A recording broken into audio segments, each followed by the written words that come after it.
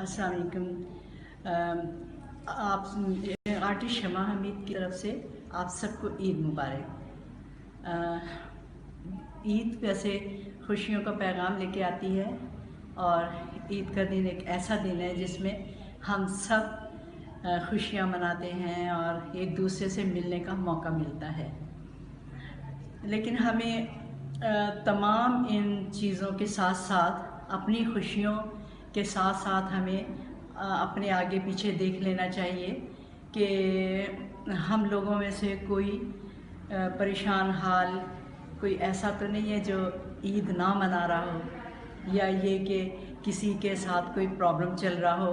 तो हमें ये चाहिए कि हमें उनको साथ लेके चलना है और उनके प्रॉब्लम्स वगैरह को भी हमें ही देखना है कि किसके साथ क्या मसला है।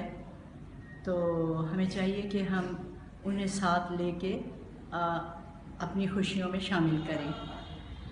इसी तरह ईद के रोज़ जिस तरह हमारे घरों में अच्छे खाने वगैरह बनते हैं, तो हमें इस चीज़ में भी ये ख्याल रखना पड़ेगा कि आया और कोई ऐसा तो नहीं है हम लोगों में से जो इस तरह से इन चीज़ों से महरूम हो। इसलिए मेरा मैसेज यही है कि हमें इस तरह के लोगों को ढूंढ के और उन्हें